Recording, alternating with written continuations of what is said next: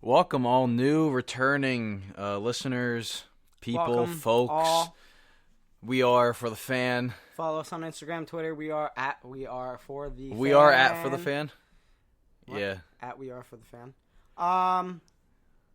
We started our hockey podcast this week. That was a lot of fun this past weekend. Yeah, I wasn't a part of it. Yeah, so You were part if of you want to listen to the third host, maybe 1% of it. if you want to listen to the third host, Jake, he's Yeah. on there. Very He was knowledgeable. a big part of it. He's our hockey expert. That was very fun. That's not going to be that often. It'll be every Other week. Because this is our main podcast for now.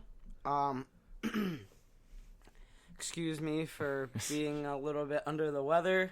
We So have if to you hear introduce some ourselves sniffling again. or some coughing. You're is what it always is. under the weather, you idiot. The sky's above us. Idiot. Intern I'm Joe Will. here. I'm Yo. Will. We have I'm Dom. Dom. We have social media manager Cassandra. And then we have intern Joe, of course. Intern as Joe. always. Intern Ho. So, coming out of week 4, going into week 5, Records. things are starting to shape up a little bit here. Trades look like they're going to happen. We got everything. We're going to be going through suspected trades. Wait, did we come out of week 5 just now? Yeah, we just came out of week 5. Wow. I'm a little bit behind. Oof. So yeah. Yeah, let's go right into it, okay? So, we're going to be reading the top 10 trade candidates according to NFL.com. Chris Interesting. Wessling. I haven't read this yet, so this is all you. All right, so number 1 is Le'Veon Bell. No surprise, everyone thinks he's going to get traded out of there. Yes, and you said, what's our information on him so far? He's supposedly going to return not week 6, but week 7 during the Steelers bye, then go in week 8 against the Browns, and that's when he should be back. But it's Le'Veon Bell. We shouldn't expect anything of him right now. That's right. Anything can happen. He could be traded. Obviously, that's why he's number 1 on this list. And do we have suitors for him right now? I mean, the Eagles would be a top suitor. Yep. The But Jets I don't- aren't the Jets. The Jets Maybe not are, after but this past week. if Le'Veon Bell doesn't get traded, the Jets are a favorite to sign him next offseason. Gotcha. All right. We're going to be going to number 2 on the list, LaShawn McCoy. The Eagles contacted the Bills about LaShawn McCoy, trying to get an old friend back. Yep, and Now, that's all it took was Kiko Alonso for to what? get LaShawn McCoy onto Buffalo. Oh yeah, and All that it took. just if you don't know, Jay Ajayi is out with a torn ACL, right?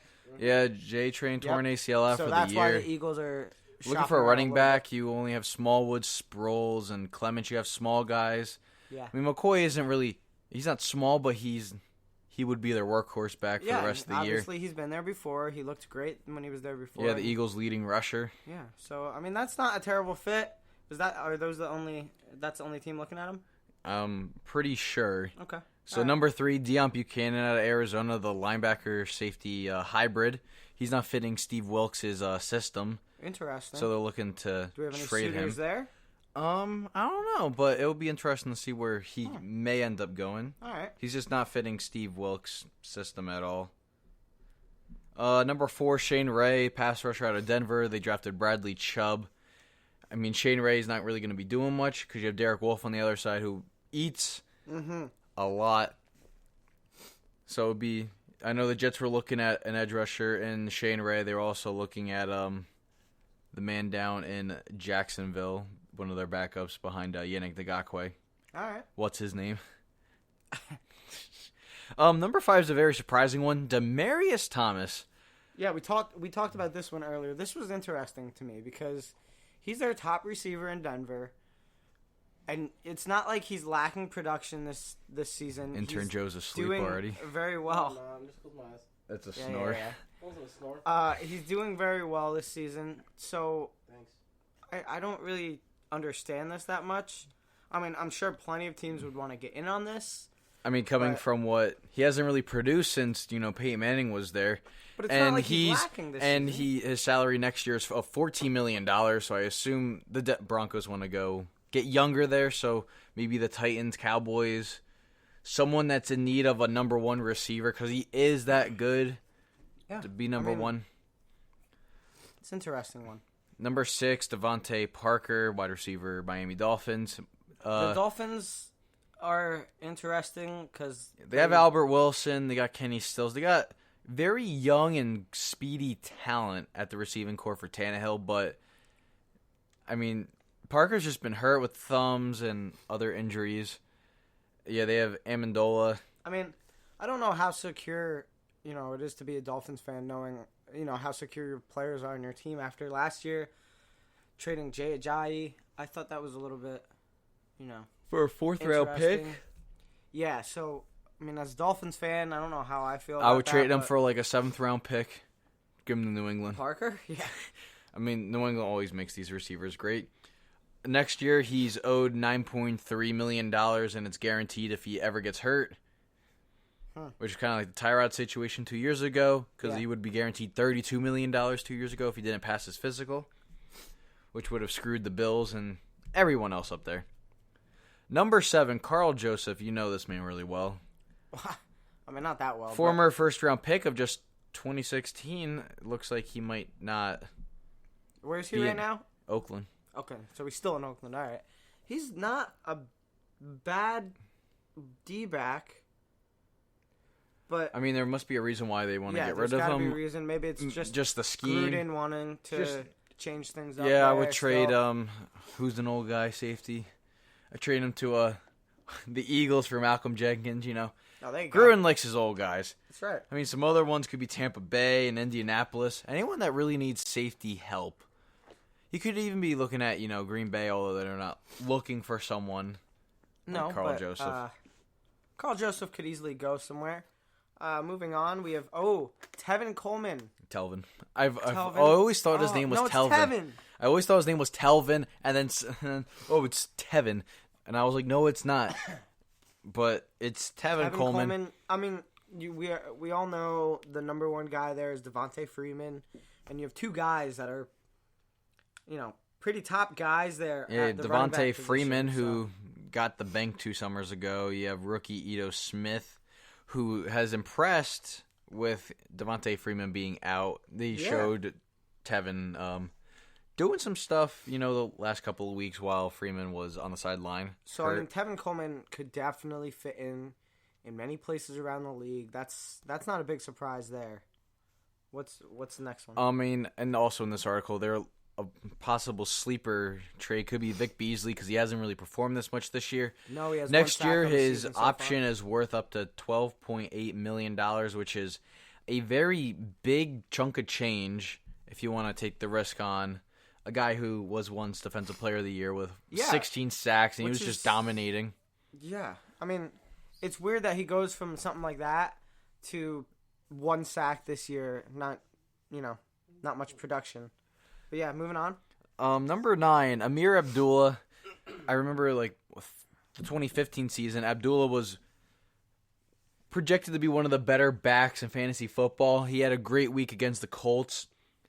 I don't know if it was the league I was in, but he scored 45 points. It was definitely the league. And then I think he messed up his foot, and then he just kind of faded away, never to really Where is he be right the player. now? He's still in Detroit. Okay. I mean, you still have Kerryon Johnson. Well, I don't even know if I Kerryon spelled. Johnson. Yeah, you have LeGarrette Blunt. You still have, I think Theo Reddick's still on that team. You still have a really good backfield there. Jim Bob Cooter. His weekly game plans. He's yet to see a carry this season. The former second-round pick was a healthy scratch for the entire month of September. I mean, he might be one of those people that could be on a roster bubble going into a training camp next year. And also number 10 is a very surprising one. Jordan Howard of the Chicago Bears. Interesting. With the Bills not having the best offense passer-wise. The Bills? The Bills. Because I'm reading our notes at the same time. I don't know why. The Bills aren't even on there. The Bears. I see Buffalo. It's right there. The Bears. Speak. The Bears having not the best passing offense. It's interesting that they would want to shop Jordan Howard. I mean, he still, I think, has yet to hit his ceiling. and he could easily pan out better than what he has so far. So I don't see this one that well. I don't know why. Yeah, some other headlines. Mike Tomlin was fined $25,000 against the NFL for criticizing the officials on Sunday. Wow. HaHa Clinton Dix thinks his Packers stint will end after the 2018 season. So it'll be very interesting to see where he can go. He's a very talented player, out of Alabama. But that's also all Alabama players. They are amazing in college. Drake this past week had a great week. All those defensive players. Minka Fitzpatrick, also from Alabama, doing good season so far. Something. Absolutely. So, and Clinton Dix has had a decent season so far. He's definitely showed up a little bit in each game. So that's that. What else we got this week? Any other headlines? I mean, Eric Flowers cleared waivers just now, and he's visiting Jacksonville on Thursday. Other teams want to look at him after Jacksonville, but Giants fans are probably happy about that. I mean, hey, any Giant fans will be happy about that. Also, Ali Marpet signed the third highest guaranteed given contract to an NFL guard. Who's he play for? The Buccaneers, 5-year, $55 million deal, That's right, $27 million in guarantees. All right. Now let's go into the recap of Week 5. Dom, take it away. Colts at New England. This was, honestly, anytime the Colts play the Patriots, it usually goes the Patriots' way. The Patriots put in a decent game. Tom had a good game. Edelman's return was nice. Gronk had a decent game. Josh Gordon caught his first touchdown that game for the Patriots. The 500th touchdown of Tom Brady's 500th touchdown. We had some quarterback records this start the week or milestones and records. So that part was nice. Eric Ebron had a great week for Indianapolis. If you had him on fantasy, it was up in the 30s. And other than that, New England is back to being New England. Granted, they're playing at home. They always play better at home. But still, they look good. Indianapolis didn't have the worst week, but, the Patriots came out on top for a reason. That's really it for that game. Sonny Michel had a touchdown. Yeah, the Colts offense did not look that good with a bunch of injuries out there. No, that's true. Very true. They're down receiving. And, that's pretty much that for that game. Again, New England came out on top, 38-24 in New England. Moving on, Atlanta in Pittsburgh. This one was a little bit shocking. I was honestly surprised about this. Did we both pick Atlanta last week? Yeah, we both picked Atlanta. So it was a close game till the fourth quarter. Then the Falcons' offense just kind of fell apart. Yep, Pittsburgh won this 41-17. Yeah, James Conner, 2 touchdowns. He had a great couple of grabs as a receiver. Juju Smith gave birth to a football. Congrats on the sacks. That's right. Ito Smith scoring, not Telvin Smith, not Devontae Freeman. You have Ito Smith who came in. I think it was a first and goal. It was the first touchdown for the Falcons of the game. It was the second one. Because Mohamed Sanu caught a 43-yard pass against a former rival he had when he was on Cincinnati. That was a great catch. TJ Watt had a 3-sack performance. It was the Watt family. He had a strip sack in the fourth quarter, which helped the Steelers gain more momentum. The Watt brothers are having a decent season so far. Imagine if they were on the same team together. Oof. He had Antonio Brown, 2 touchdowns, 100 yards, and the Steelers' special team had a blocked punt, which ultimately helped curve that game around a little bit, so the Steelers can get back into the winning ways. Moving forward, look forward to Atlanta hopefully having a bounce back week. Tennessee in Buffalo. Buffalo won this one, squeaked by 13-12. Air Allen again. Okay, I know I said this a couple weeks ago, I think, on the podcast when the Bills played the Vikings, but someone has to make the photo of Allen jumping over Anthony Barr as like the Jordan shoes. Just Photoshop it on that because it's Air Allen all over again. This stat was funny in the beginning of the game. He leads the team in rushing. Yep. So McCoy and Ivory, they're not doing that much, but Allen's kind of getting the ball going on the ground. He only passed for 89 yards this game, which was really nothing. Yeah. The Bills' defense is the sole reason why the Titans were not playing good, causing turnovers, early fumble by Corey Davis, and then an interception later on by I would like to someone say else. I caught some heat from you and intern Joe last week picking the Bills, and what do you know? Look at that. I apologize. Not, give you guys some heat on that one. The Bills won by this. like 1 point. Hey. They got lucky. I called the win. They won. All right, whatever you say. And the Bills holder, their punter, got hurt. He messed up the snap, and then a guy just killed him. It was pretty wild, not gonna lie. And then Williams, I think it was their kick returner. I don't know who it was, but Williams dropped a major touchdown with 5 minutes left to go in the fourth quarter, which could have really turned that game around for Tennessee.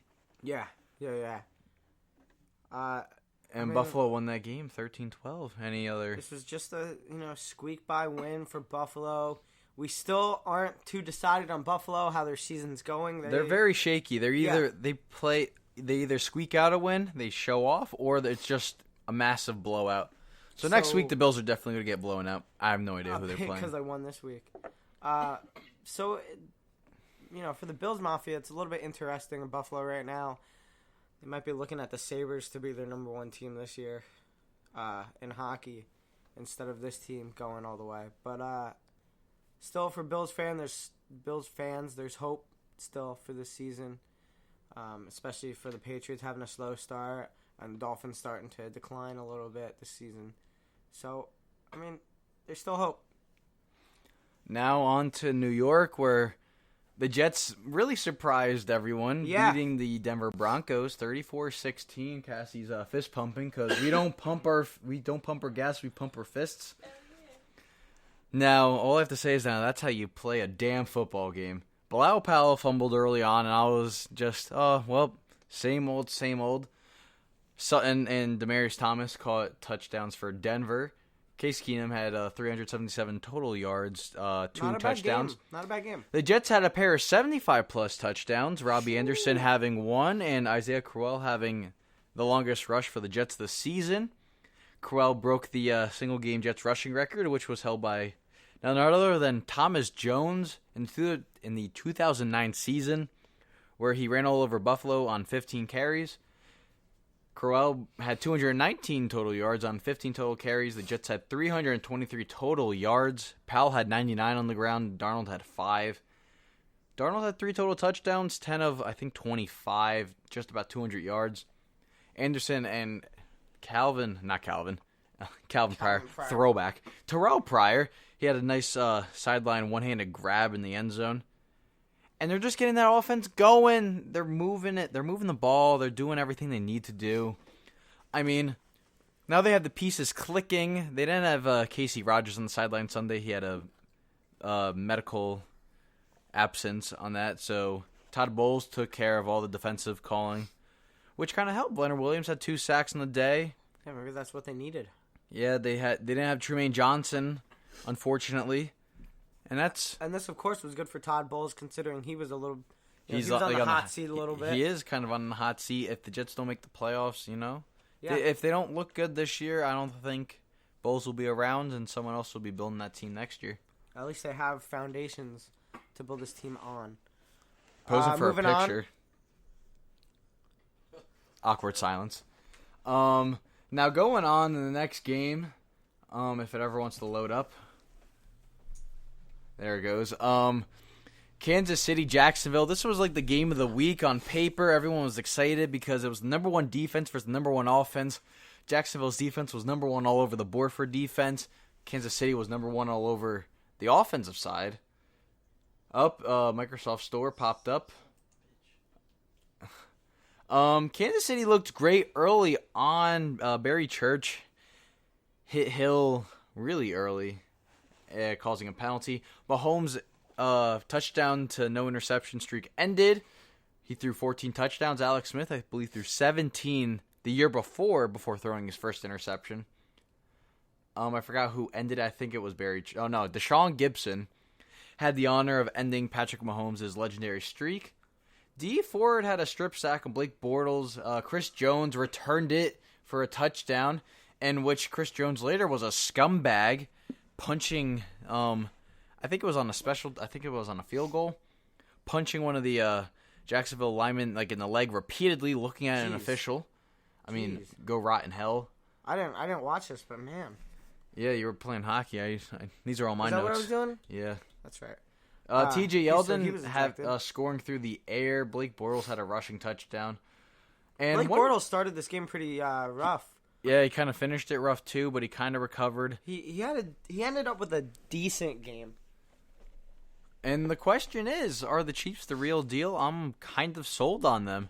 There's not the only teams I can really see that can stop them are coming up. You have the Patriots this Sunday night, and then next Sunday night, since they were just flexed, you have the Cincinnati Bengals. And the next team that can really stop them is not till November when they play the Rams in Mexico City. Yeah. Moving on, Cincinnati still doing good this season. Miami. I mean, they didn't look too good till the fourth quarter. No, but they got the win. Their record, they still have a decent record. Actually, a good record. Miami in Cincinnati. Cincinnati wins 27-17. Kenny Drake had a nice day. I know that, especially in fantasy. What else happened this game? Well, I didn't watch this game, so I don't know. Yeah, Kiko Alonso had an interception early. Joe Mixon returned, which was really good for the running back for the Cincinnati Bengals, since Giovanni Bernardo was not playing this game. Miami special teams had a punt return touchdown right before halftime, I believe. And then the Bengals in the fourth quarter scored 24 points, and it was a total of 27 unanswered points. Michael Johnson, the defensive end, the 6'8" giant, scored a touchdown. Huber, the third-round pick out of the Ohio State University, both scoring a touchdown. Mixon had a nice touchdown through the air after Dalton was hit. Mixon just ran out for the ball, caught it. Kiko missed him, scored. And this was A.J. Green's 32nd 100-yard receiving game for the Bengals, which is tied for the most in Bengals history. How old is AJ now? I want to say he's like 20. He's like probably like 29. He's in the prime right now. He's in the driver's seat. He's doing everything he can. I mean, good career, especially in Cincinnati for sure. Is that it for that game? That's about it for that game. So moving on, Green Bay in Detroit. Now, oh my lord! As we say this, in the 1:00 games, every single home team won those games. Every single home team won. It was very surprising. Mason Crosby, he is not getting cut by the Green Bay Packers after missing such a terrible game. Dom's allergies are going off the roof right now. The special teams did not look good. Detroit punted really early on in the game, and one of the Packers players touched the ball, but no Detroit players saw that, and the refs kind of just ruled them down, and they reviewed it. And the Detroit Lions had the ball first and goal on the 2. LeGarrette Blount scoring 2 touchdowns, only having 15 yards. Johnson rushing for 70. Kenny Galladay mossed a guy, and it was pretty insane. Marvin Jones only had 1 catch, and it was for an 8-yard score.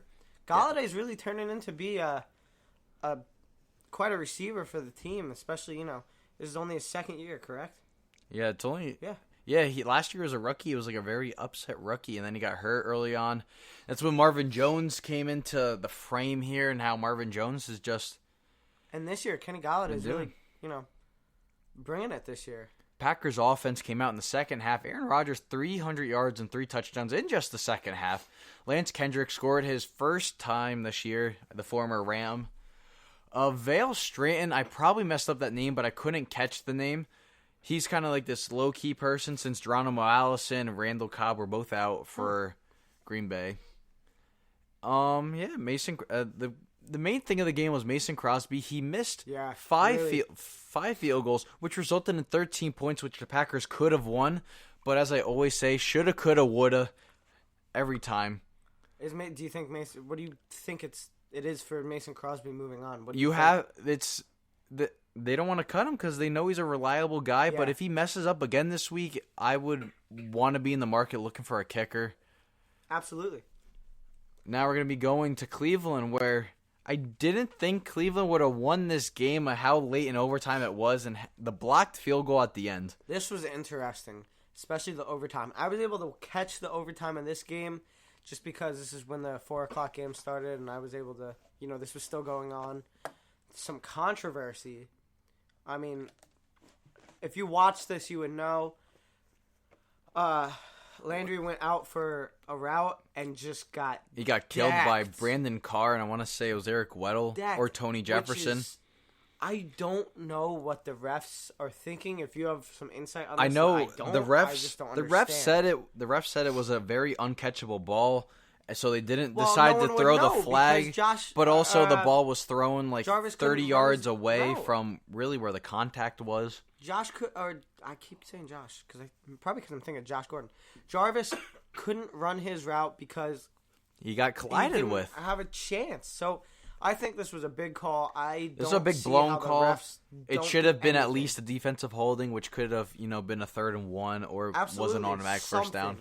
But the refs, this really frustrated me watching this happen, especially us wanting to see Cleveland pull it out every week. I mean, I don't know. This was just a field goal frustrating. game. Yeah. Tucker and I don't even know who the Browns kicker is. Not Now that, Gonzalez anymore. Yeah. Flacco threw to 10 different receivers for a catch. I don't know if that's a record, but the week before he threw to 11 different ones. Denzel Was- Ward, did you talk about? Oh yeah, Denzel Ward blocked a kick, which ultimately helped the Browns. Yep. I don't know when that happened. Interception. Was that the worst kick to ever go through the uprights? I mean, 100%. if the Browns are going to win a game, I think that's exactly how the Browns win the game. Is in a very Cleveland Browns way, where the ball gets blocked on the way to the uprights and then just like kind of tumbles Just fades in. and that's that. Yeah, it was that was interesting. Did we even talk about the Giants game? We didn't. Joe, can you find the Giants game on here? Did we skip right over the Giants game? No, I typed it right after. You must have went over it. No, go back down. It's definitely down. Yeah. When did you type Pardon the the Giants game? the technical difficulties. Yeah, keep on going down. I typed the Giants game. No, I you did 100%. not. I won. No Giants game. Hold on. Let me grab the notes. This is all my fault. Oh man. All right. William. So it was 31. No, it was 33-31. Carolina winning. Curtis Samuel having some good plays. Giants just kind of gave up on the first drive. I thought they were done for that game. Yeah, Curtis Samuel looked great in this game. Or at least that one play. He was unstoppable. Saquon was shut down early on. OBJ, he's way better than Eli, a quarterback, and he proved that. Keeping the ball 40 yards in the air, and he Giants caught. probably picked the better option as quarterback there. Now that Eli's a little bit, in our words, washed up. The Giants need their priorities straight. They need to see that Eli is the root of the problems to why the Giants aren't winning games. That and the O-line, of course. 2 key fourth quarter interceptions, and he threw it to both to his, I think, favorite receiver, Mike Adams, the safety on the Panthers. Yeah. The Giants got an interception too. Christian McCaffrey also looking really great. Sterling Shepard fought a bench, I think a box. I don't know what he was, but he was having a temper tantrum. I mean, Odell kind of probably rubbed off on him the wrong way. It's not the first Giants receiver to. And this is the first time in 37 games, including postseason, that the Giants have scored 30 or more points. That's over 2 years that you're looking at not even scoring that. Barkley that should be a scored. sign. Yeah, Barkley scored the late touchdown, and it looked like he hurt himself, but he was left on the sideline. Graham Gano, 63 yards. I didn't think he was going to make it, but he had at least 3 yards to spare, and it was very interesting to see him make it. His career long was only 59. That was an awesome win. He drilled it. It's not the first time the Giants lost to a long field goal at Jake Elliott. That's why he's a legend now in Philly. And that's all I have for this game. All right. Moving right on into the 4 o'clock games. We have the Rams in Seattle. The Rams struggling, but end up with the win, 33-31. This was an interesting game because this is the first time really this season that we saw a team give the Rams a challenge. Seattle, and we didn't think it'd be Seattle for sure. But Seattle, I mean, Russell Wilson making some plays. He was really running that offense still. Chris Carson had a great game for Seattle. The Seattle defense was doing well. Really, Seattle as all around there's a reason they challenged the team. They played well. They played a good game. But we are talking about the Rams here. They still won the game because the sheer talent on the team is crazy. It was a very punch-for-punch game. Absolutely. Todd Gurley, 3 touchdowns. I mean, come on. Brandon Cooks got hurt. Then you had Cooper Kupp that got hurt later on. So The Brandon Cooks hit is something to talk about for sure. Brandon Cooks, It's the year of the concussion. he is just...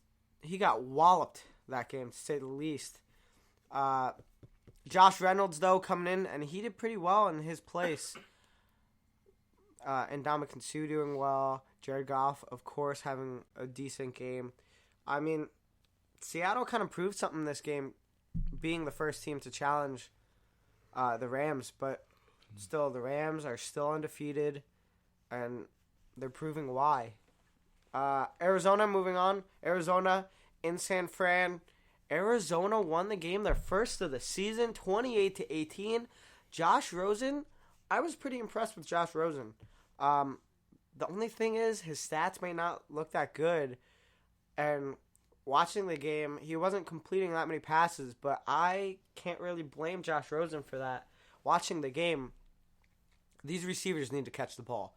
There were so many drops, drop after drop, and Josh Rosen was placing them pretty well, but his guys were not catching them. So, I mean, the receivers need to pick it up there.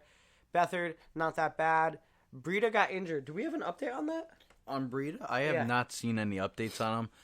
It's probably not serious because they would have reported on it already. All right, well, if he's out or not, or whether he's out or not, Alfred Morris still came in and he looked good that game. So, even if Breida, can't play for a week, Alfred Morris wouldn't be very bad to hold up the team for a week. David Johnson, 2 touchdowns. He's proving why he is as talented as he is. And Chandler Jones and Josh Bynes on the defense. I didn't really know who Josh Bynes was until this game. Well, now you do. Yeah, he had a great game. And Chandler Jones, he's established. We know who he is. He just shined in this game. The former Patriot. Yeah, I love Chandler Jones. I was sad to see him go when he did. But Arizona ends up with their first win of the season. Looking good. Moving on. We have Oakland against the Chargers in L.A. The Chargers won 26-10. I mean, Phillip really does well against Oakland. We know that. And Phillip is the daddy for Oakland. Who's your daddy? Melvin Gordon. I say this every single week. I write it down in my notes every single week. Again, looks impressive. I feel like Melvin Gordon's a little bit underrated here. People might not give him the credit he deserves, but he's a top rusher in the league. Eckler caught a touchdown. Great touchdown. He looks good again. And Jalen Richard. Jalen Richard. Richard, that's how you say it. Jalen Richard, he looked pretty good for the Raiders. We haven't really seen much of him this season, but he was doing some work for Oakland. The Chargers, their rush D was on point. They were getting to Derek Carr. And really, I mean, Oakland would be doing a lot better if Derek Carr could pick it up a little bit. Still, it's not really his fault. You can't Derek Carr? Can't blame him for everything. I know he's everyone ranked him as a top 5 quarterback, and he's kind of depleted off that. But he's always having to build that back up. The Chargers defense is still scary with all the injuries they have to him. They didn't play Joey Bosa because he's still dealing with his heel injury. You have Casey Hayward, who has torn ACL, so he's out for the year. You have Derwin James, the rookie, who's really proven himself there as this dominant powerhouse. I don't know. Something needs to happen with this pass game for the Raiders. Either receivers are just not getting open or Derek Carr's not passing to him. I said this week 1, and I've kind of seen it still. Derek Carr needs to rely on receivers a little bit more. You just see him checking down to Jared Cook and his running backs over and over and over, and they're not going to win a game, or they're not at least not going to win that many games playing that kind of game every week. He needs to rely on Amari Cooper. Amari Cooper's a number 1 receiver. Either he needs to get open more or Derek Carr needs to look at him more when he goes through his progressions or something. So that's that. Chargers win. Minnesota in Philadelphia. 23-21. Minnesota wins this game. Let's also state this. Kirk Cousins is the first quarterback in NFL history to have at least 30 completed passes in 4 straight games, and he did that against Philly. Pretty good. Yeah, Pretty good. he's slowly trying to prove why he's getting paid the money he is, all guaranteed. Mm-hmm. Was it like $27 million a year? Yeah, I'm pretty sure that was it. Linval Joseph, the big man, scoring a touchdown. Awesome. He had sunglasses on, so taking much oxygen. Fun to watch, yeah. But that wasn't oxygen, though. Let's. Adam Thielen, Stephon Diggs. We talked about this duo. last week. They're still a top receiver duo for a reason. Smallwood, in Jay's absence and Darren Sproles' absence, he still looks pretty darn good. Eagles, good running game. As I just talked about, Smallwood. Smallwood received the ball a little bit too. But now that we're starting to see all these teams in the NFL pan out a little bit this season, I feel like we're starting to identify the Eagles' problems and why they're struggling after coming off a Super Bowl. For me, it's all about their pass defense and their pass protection on offense.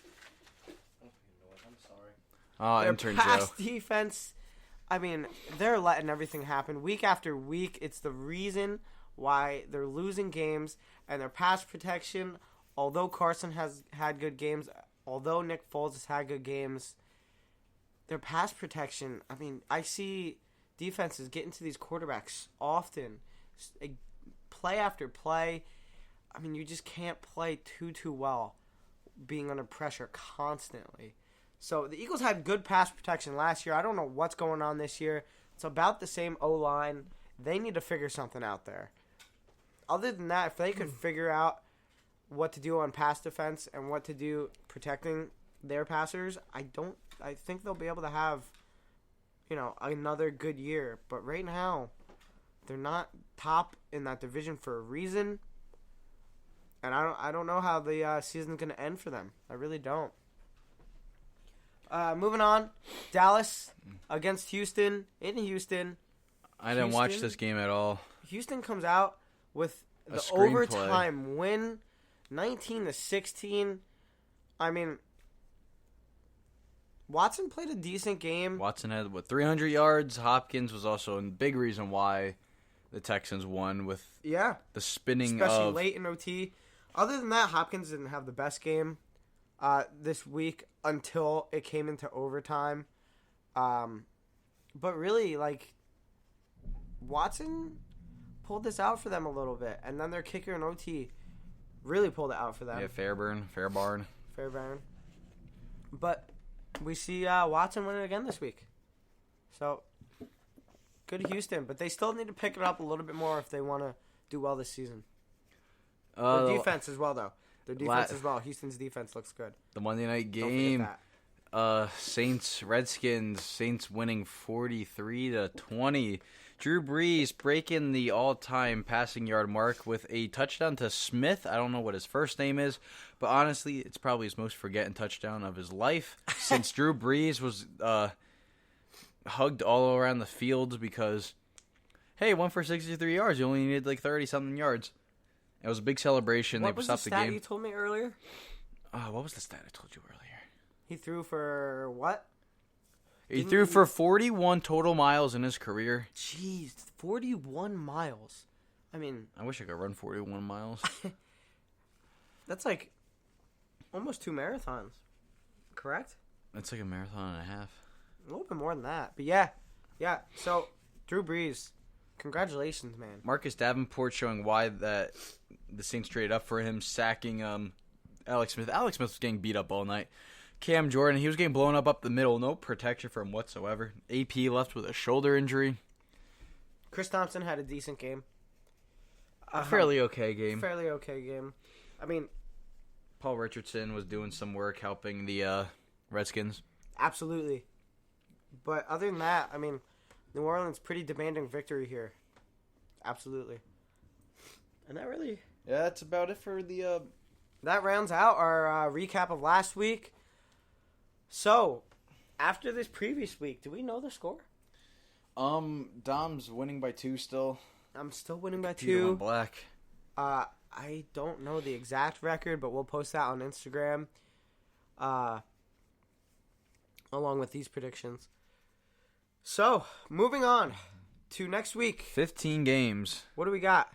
We have Eagles at Giants. We're both looking at this, like, who made this Thursday night game, and a very inappropriate comment on there. We're both picking Eagles.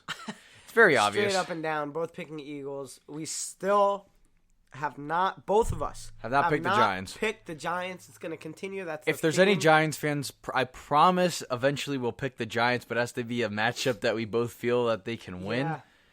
It has to be a rough matchup. Indianapolis at the Jets. I'm picking the Jets. The Jets, not the Jets. The Colts have just rolled out T.Y. Hilton and Jack Doyle for the second straight week. I mean, the second straight week for both of them. I think the Jets are going to have another good week. Just like you said, Indianapolis injuries. I just don't see them. The only people that have to worry about on defense is Leonard, the rookie. He's been dominating. Yeah. Everything.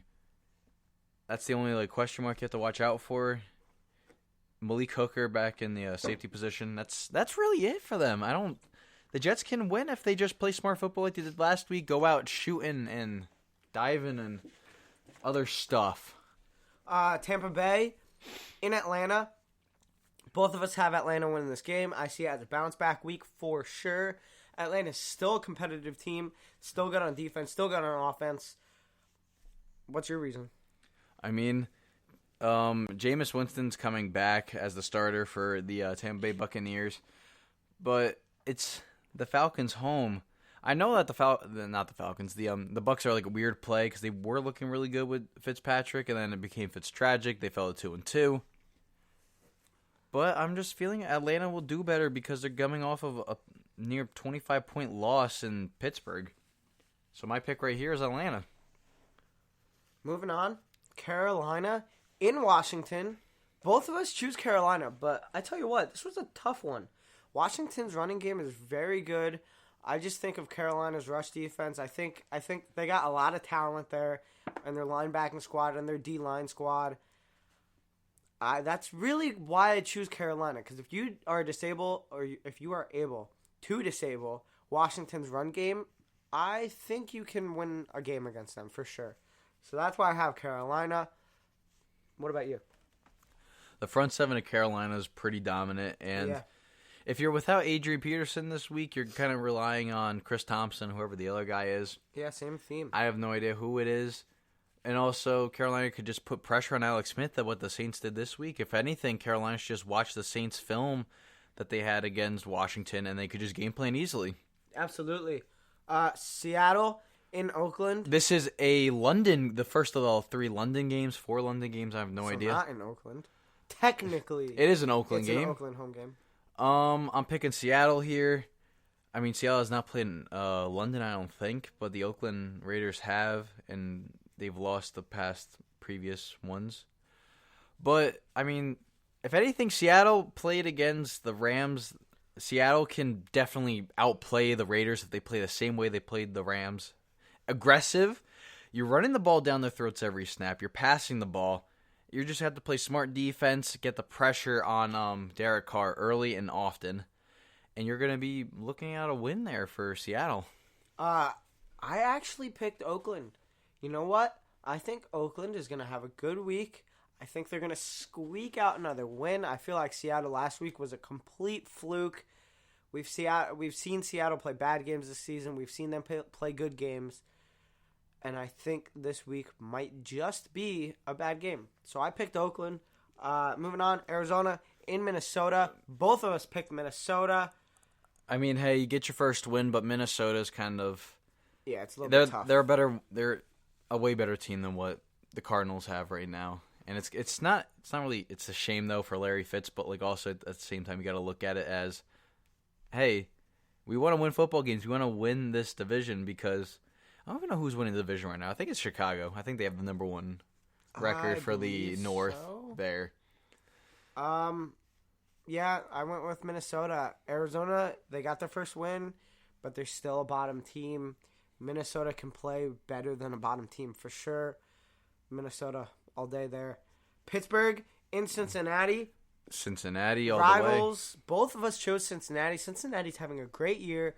They're on top of that division.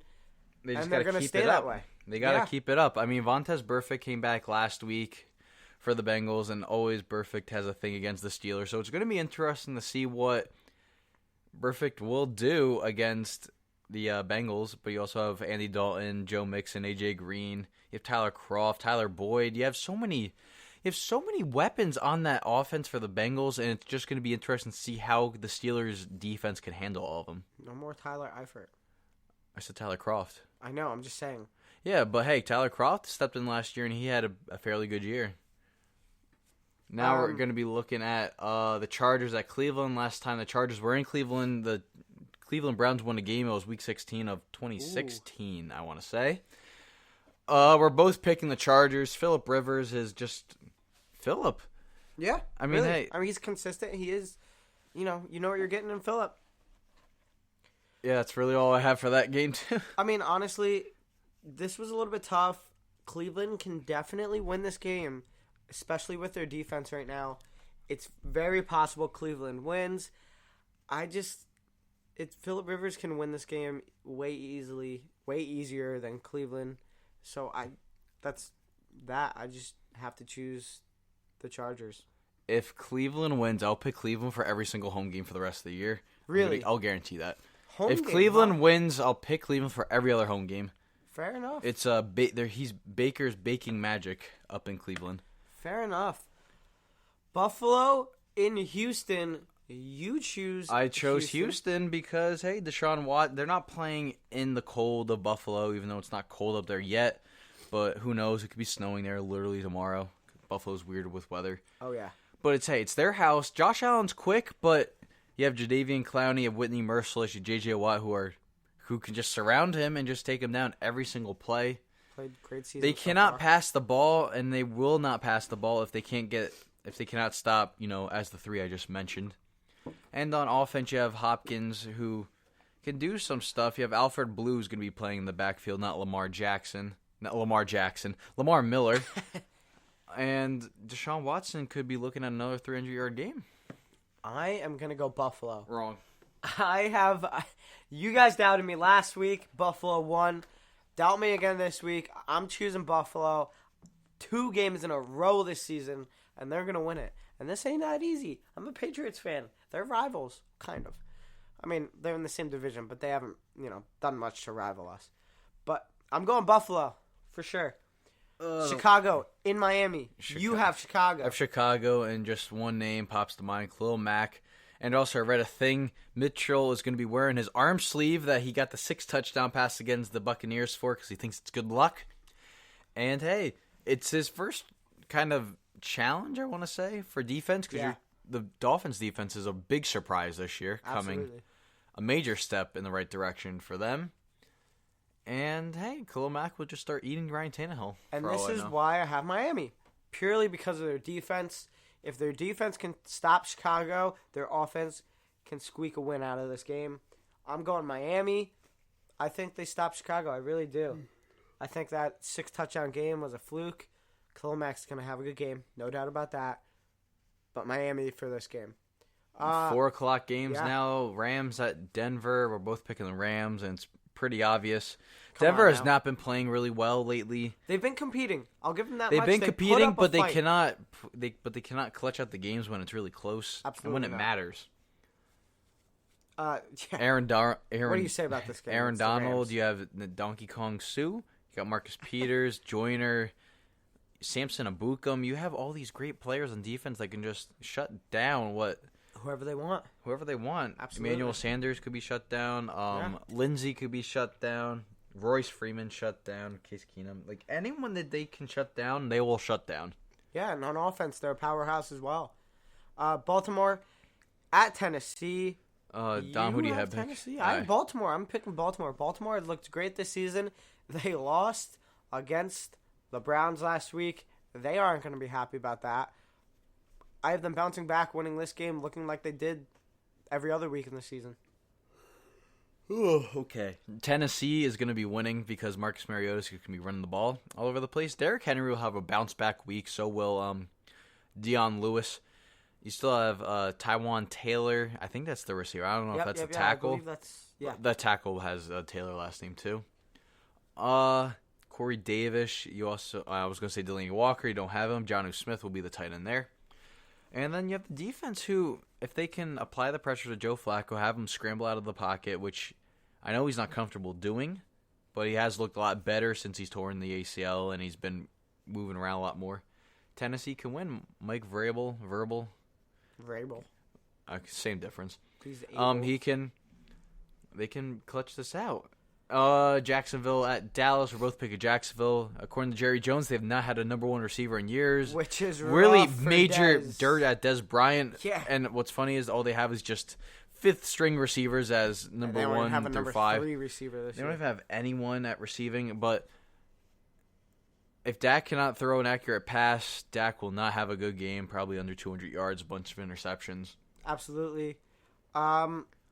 Kansas City at New England, Sunday night game. I don't know if you had cut any. me off right Well, on. hey, you could go back to it. Like I said this last week, Zeke has been doing great, but that is it for Dallas. If Zeke does great, maybe again he could carry them to a win. But it's Jacksonville we're talking about here. They have a tough defense. He's gonna need to do a lot to carry a win out of this game. But yeah, like you said, Kansas City in New England, night game. Not Kansas City. I picked New England. Both of us pick New England. Why do you have New England? Tom Brady just plays better in the cold. I mean, hey, it's a primetime game. I know it's not going to be as cold there as it is during It's the at day. home for their It's third at week cold. in a row. Tom Brady's just going to be on a revenge tour because that's always what Tom does. Tom goes on revenge tours every single week. It's a little bit sad for me to see Kansas City possibly lose their first game and Mahomes loses his first game. But I think this is a shootout, and Tom Brady just is Tom Brady, and he'll win the shootout. That's how I see it. And the last game, the Monday night game, San Fran at Green Bay. We're both picking Green Bay because the 49ers are not good without Jimmy G, and Jimmy G's not good without the 49ers. Yeah, San Fran is just not at the level Green Bay is, and they're going to fall short. Green Bay is just going to go on a revenge tour as well because they lost against Detroit because of Mason Crosby. If Crosby misses, another 2 kicks this week, expect Crosby to be gone. Yeah, and that rounds that out. That rounds out Detroit our and New predictions. Orleans are on the bye week too this week. Yeah, New Orleans getting a nice break. I'm picking the bye week against Detroit. All right. Bye week. I Against won. both teams. All right. If so, you like these shorter yeah. episodes, please give us feedback on Twitter, Instagram, even email us at We Are For The Fan for the social medias. weareforthefan@gmail.com is our business email. If you have any questions, comments, concerns, proclamations, declarations. We go through the same list Every week. We always go through the same list. But But hey, these shorter episodes are fun. Yeah, I mean, the last 2 weeks have been a little bit cut and dry. We've just been rifling through and getting it done. Week before that, we went off for like an hour and 17 minutes. Yeah, I mean, hey, if you're still here, listen to the hockey podcast. 2 Absolutely, hours if you like- for the Eastern Conference team. They're picking An hour for the West. the trophies. They're picking the playoff Yeah, we went predictions. all Going through out. everything. It was a very informative podcast. We went through every team. We went in a division order, so if you want to hear your team, you'll hear which division we start with first. We always start the West Coast and to Yeah. inland. Well, we have those podcasts label. If you just want to hear our predictions for the playoffs for next season At the and end, the awards, at the end of the Eastern Conference ones. yeah, go to last 20 minutes. Other than that, check it out. It's a lot of fun. We had a very blast. good podcast. We can't wait to have more hockey on this one. Especially we're gonna have Jay Yep. because Jake's And you have the new voice. Nostradamus of hockey for us. Absolutely. We'll have him on football as well eventually. And, yeah, thank you very much. Follow Yeah. us on Instagram, Twitter, blah, blah, blah, blah, blah. Yeah, I'm Will. That's Dom. Dom. Joe's It's not like our here. it's like Social our media intro manager again. Cassie here. Outro, same I don't know if thing. you want to say anything. And, bada boom. See you guys next week. In another room. Get ready to watch more of what you love with Xfinity X1, like live sports and more with the Xfinity Sports Zone. Looking for more streaming apps? They're all in one place. Xfinity X1 is the ultimate entertainment experience. Click, call, or visit a store today. Restrictions apply. Not available in all areas. We're searching for a way to live life beyond the mask. If you have symptoms and test positive for COVID-19, a clinical research study may be your opportunity to help find a treatment. Talk to your doctor and visit studyforcovid.com to learn more.